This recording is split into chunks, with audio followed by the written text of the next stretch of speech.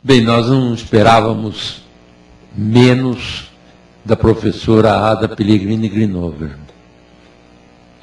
Olha, eu lido com o processo civil há uns 40 anos e tenho verificado que toda vez que há uma dúvida, há uma coisa nova a ser apresentada dentro do processo civil, a professora Ada está no meio. Ela está tentando... Eu sou metida. Tentando simplificar o processo civil. E hoje ela mostrou como são interessantes essas mudanças, essas propostas aditivas que alteram alguns artigos. Antes de discutirmos, falarmos a respeito dessas propostas apresentadas pelo Instituto Brasileiro de Direito Processual, eu quero enaltecer a presença da eminente juíza, doutora Valéria Lagrastre, que é quem mais luta dentro da magistratura e da APAMAGES a favor da mediação e da conciliação. Ela não para, ela faz cursos, ela organiza, ela escreve, ela faz palestra.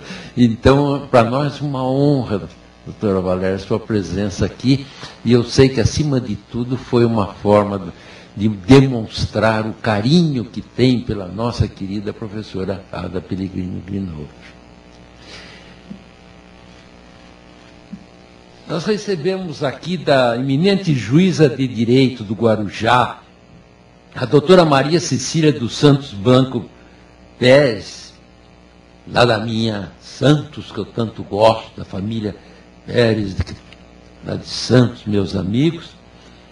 Ela pergunta o seguinte, ela faz essa observação talvez: o conciliador seria remunerado pelo TJ? Se assim for, a existência de lei para regular o setor não seria necessária em razão da criação dos cargos? Eu não acho que seja cargo e não acho que seja remuneração pelo tribunal.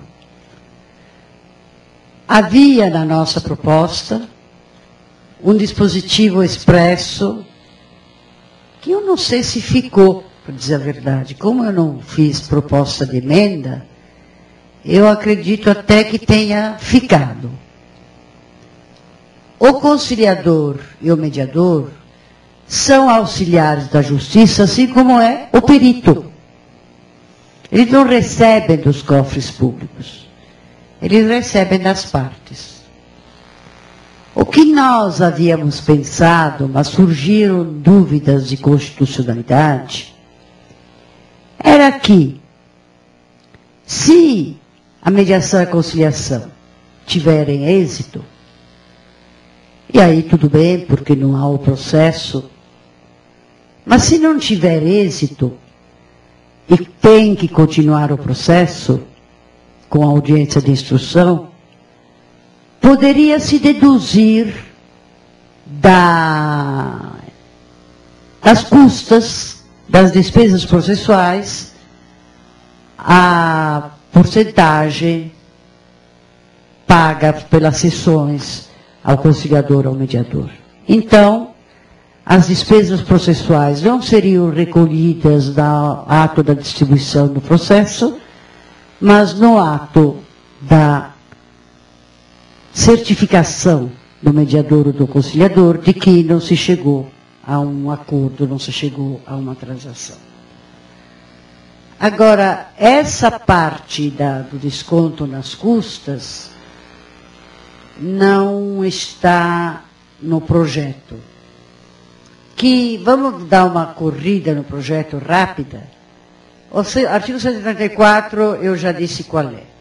Os princípios da conciliação e mediação estão no parágrafo 1º. Confidencialidade, dever de sigilo, princípio de neutralidade, etc.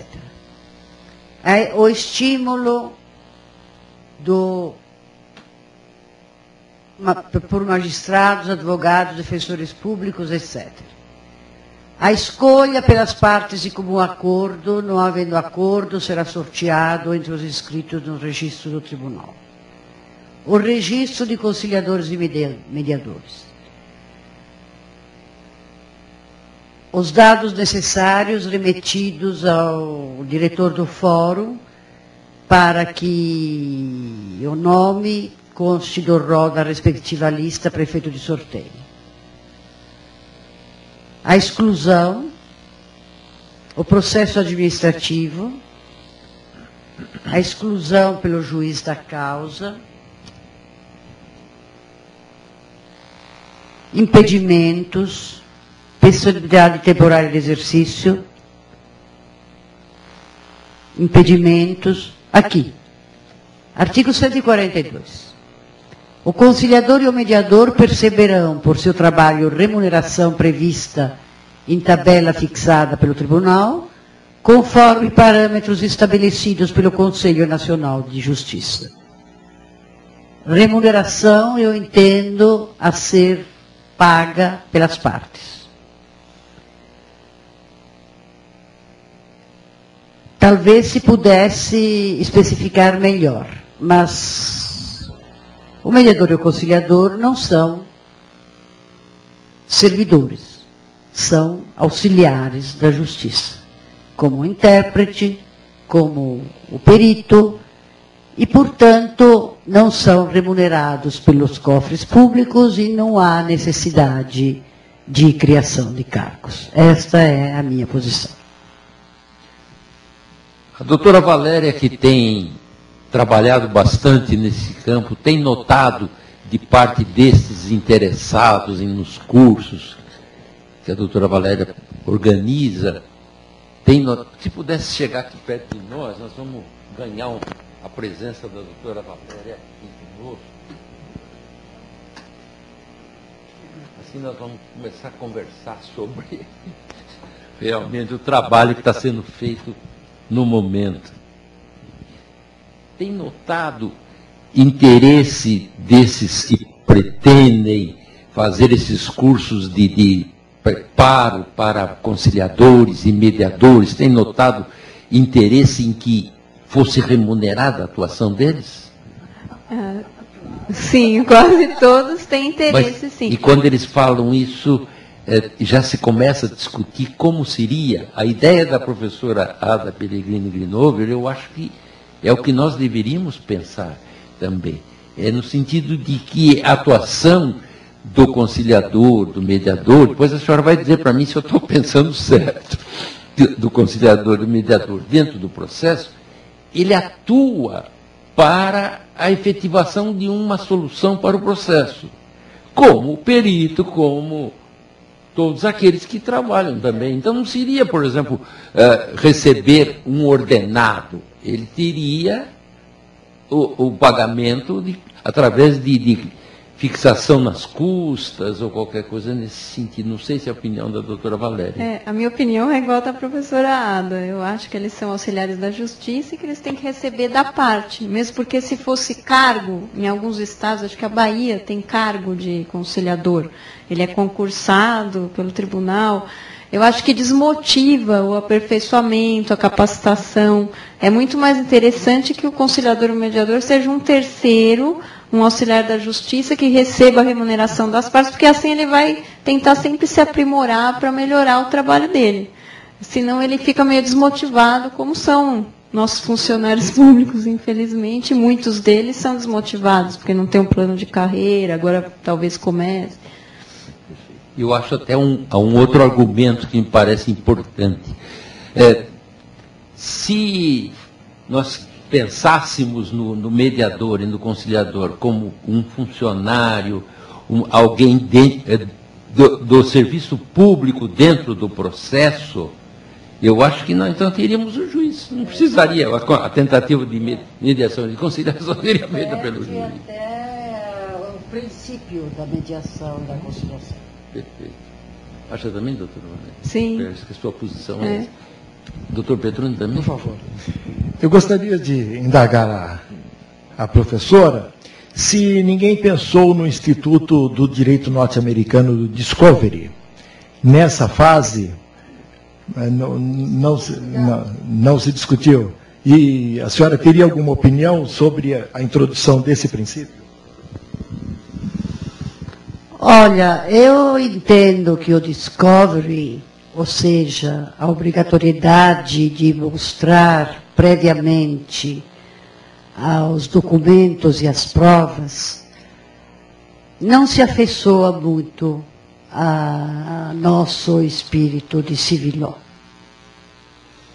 Até porque, mesmo nos Estados Unidos, a Discovery tem chegado a excessos tais que acaba até limitando a capacidade do advogado de advogar. Eu estou, só para dar um exemplo, eu estou dando um parecer num caso de arbitragem internacional regido pelo direito americano. A questão não é de direito americano, evidentemente, mas o tribunal arbitral é americano.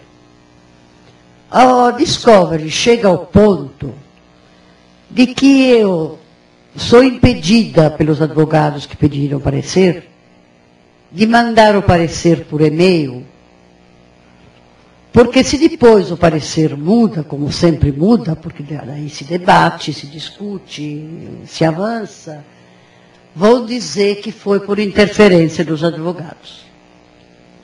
Então tudo tem que ser feito num sigilo e num segredo inacreditáveis. Eu tenho que ir aos Estados Unidos para discutir o meu parecer, ou alguém tem que vir aqui para discutir o meu parecer para poder mudar, senão eu não posso mudar. Porque pela Discovery apareceu a primeira versão do parecer e tem que ser esta. Então, vai complicar terrivelmente, complicaria terrivelmente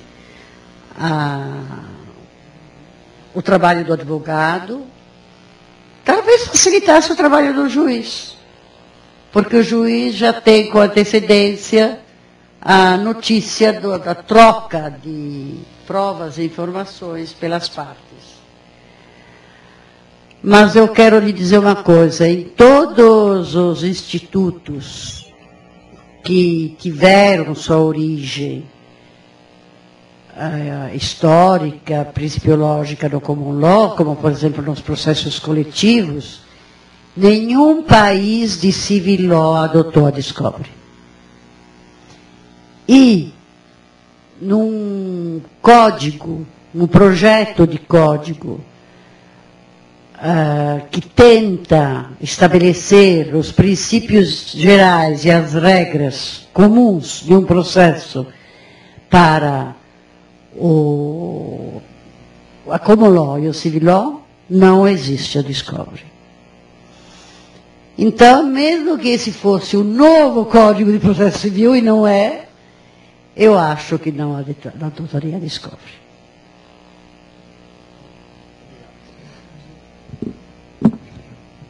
Professora Ada, eu acredito que muitos que estão nos vendo e ouvindo, especialmente porque a senhora tem um auditório grande sempre no Brasil, então muitos devem estar pensando dentro desse projeto de código, de novo Código de Processo Civil, qual a atuação do conciliador e qual a diferença na atuação do mediador?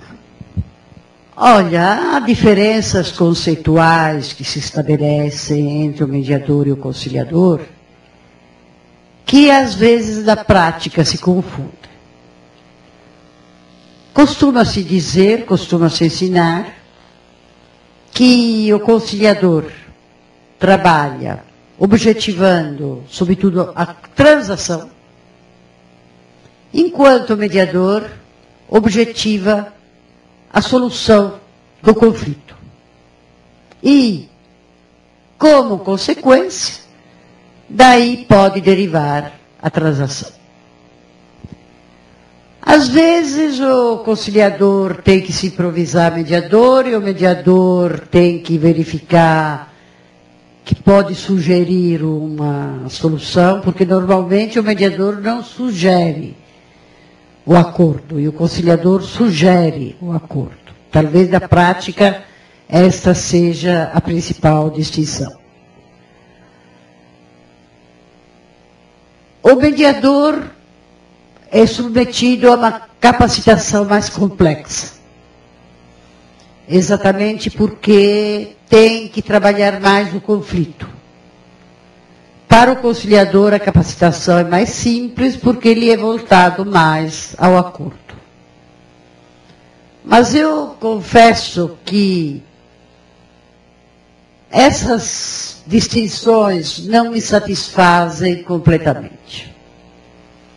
No livro sobre mediação e conciliação, tese de doutoramento, do meu orientado Petrônio Calmon Filho, há uma espécie de tentativa de tipologia de casos mais afetos ao conciliador e de outros casos mais afetos ao mediador. Se os senhores falarem com mediadores, como por exemplo o Adolfo Braga Neto, ele vai dizer que mediação e conciliação não se confundem, que são completamente diferentes. Eu não sei se chego a essa posição drástica. Eu acho que tudo pode começar numa conciliação e se transformar em mediação. E pode começar com uma mediação e as partes logo querem fazer um acordo, e o que o mediador vai dizer? Não, vamos trabalhar sociologicamente, psicologicamente o conflito. Para quê? Então, as distinções seriam essas, mas eu entendo que elas são mais teóricas do que práticas. Você tem alguma coisa a acrescentar sobre isso? Então, eu acho a mesma coisa. Assim, eu acho que o ideal seria que os conciliadores e mediadores fossem capacitados para as duas coisas, que conhecessem as técnicas da mediação, que são mais profundas, exigem uma série de perguntas, né, que são feitas para investigar o conflito. E aí, no caso concreto, aí sim ele poderia verificar se ele usa as técnicas da conciliação ou da mediação, porque é exatamente isso, né? Às vezes não precisa usar as técnicas da mediação. E em outras, em vez o conflito parece ser um conflito superficial, aparente, uma batida de carro, e às vezes por trás tem uma relação continuativa, né, das pessoas, às vezes são vizinhos que bateram o carro. Então pode ser que progrida depois para uma mediação. Posso fazer mais uma pergunta? Claro. Por favor. Professor, eu gostaria de indagar se essa alteração no código teria efeito retroativo para os processos ainda não julgados, porque nós temos no estado de São Paulo cerca de 19 milhões de processos em tramitação. E nós temos um acervo atrasado de processos de recursos pendentes de julgamento, também um número assustador. Se teria aplicação imediata só para para todos esses processos ou não? Como seria a aplicação? Com efeito retroativo ou não? Tratando-se de normas processuais, elas têm aplicação imediata. Agora, essa audiência de conciliação tem que ter também o seu momento adequado. Pode ocorrer até no tribunal. Pode ocorrer em primeira instância. Mas é uma tentativa.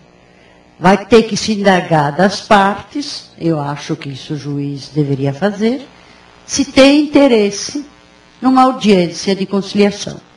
E aí se marca a audiência de conciliação em qualquer estágio do processo, até em segundo grau de jurisdição. Agora, se as partes disserem, não temos interesse na audiência de conciliação, ela não é obrigatória, porque, como vimos, se as partes não quiserem a audiência de conciliação, ela é dispensada.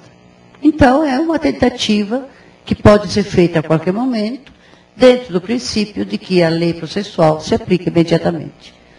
E, embora o projeto preveja essa audiência de conciliação anteriormente à contestação, A meu ver, nada impede que o juiz indague, em qualquer momento processual, se as partes têm interesse na audiência de conciliação. Porque, normalmente, a audiência de conciliação já terá ocorrido, mas pelo juiz, não por mediadores e conciliadores.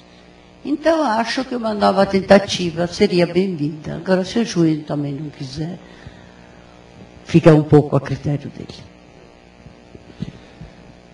A eminente juíza Maria Cecília dos Santos Blanco Pérez, do Guarujá, ela vem com uma... Ela é extraordinária. Não, essa moça... Essa moça são duas questões de juízas de direito do Guarujá, ou é da mesma juíza? Não, é a mesma, ela é muito... é a mesma, doutora Maria Cecília, obrigada. É muito interessada, mas doutora Maria Cecília. Ela pergunta agora o seguinte: os conciliadores não poderiam ser remunerados pelos convênios existentes com as defensorias e OAB, como acontece com os advogados que atuam no plantão de audiências do GCRIM? Pode, por que não? Perfeitamente possível, se houver convênios para remunerá-los e alguém se prontificar a remunerá-los, a lei não estabelece limites, somente diz que serão remunerados. Não diz como, nem de que maneira. Eu acho que é até bom deixar em aberto, porque convênios podem existir. Agora, a OAB teria muito interesse se mantivesse aquele requisito da inscrição na OAB.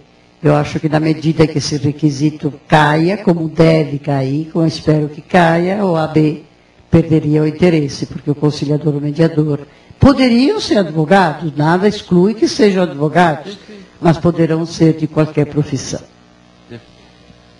Aliás, podemos fazer mais uma observação.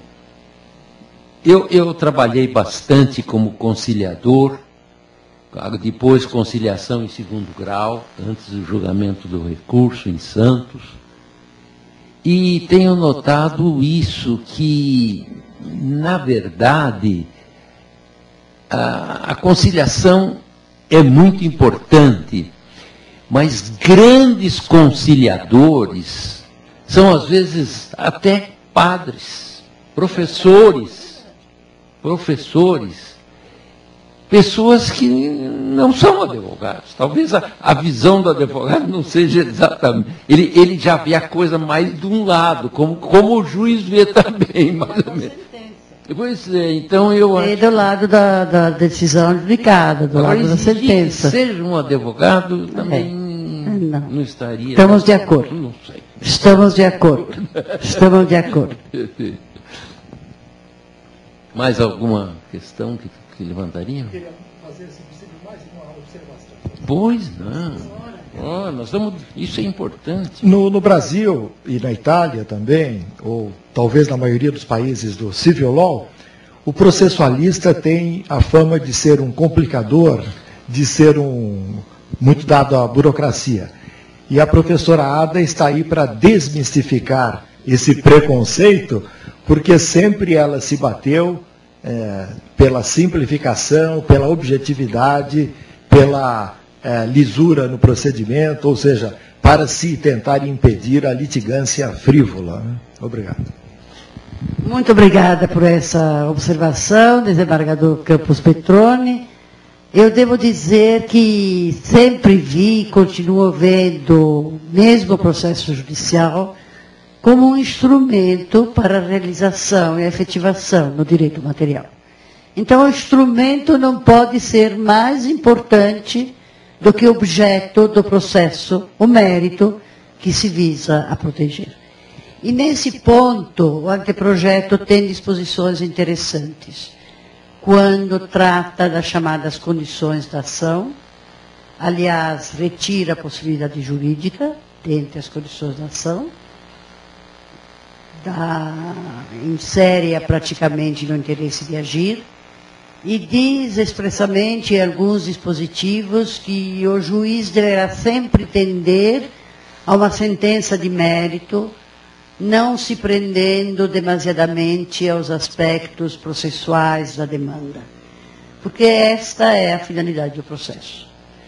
A finalidade jurídica é atuar o direito material.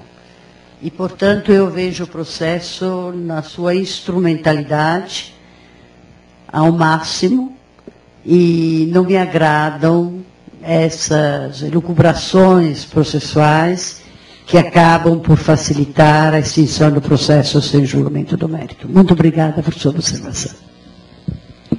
Nós completamos o nosso horário. A não ser que haja mais alguma pergunta, doutora.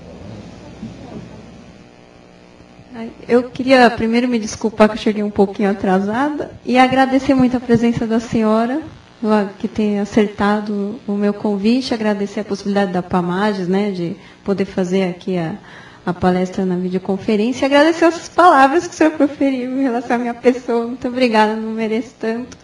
E só isso. Queria que...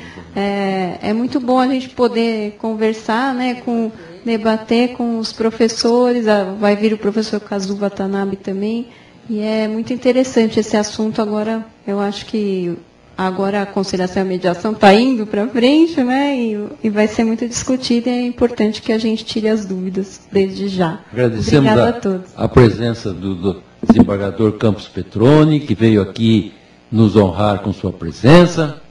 A doutora Valéria mostra que, como dizia o ministro Peluso, o tempo não faz sábios, faz velhos.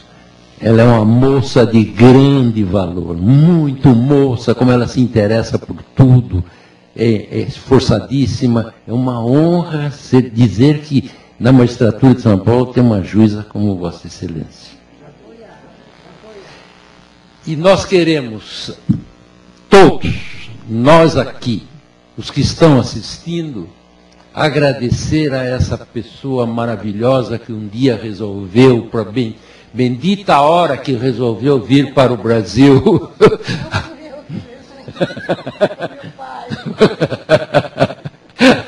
Então, seu pai, grandes méritos do senhor, seu pai, de trazer uma filha dessas para nós.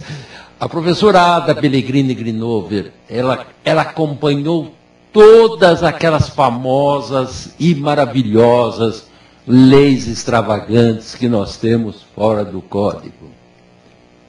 Ali está a professora Ada, ali está o Kazu Watanabe. Tem um grupo da professora Ada Pellegrini Grinover que lutou para que tivéssemos essas leis que o mundo inteiro respeita e pede como exemplo.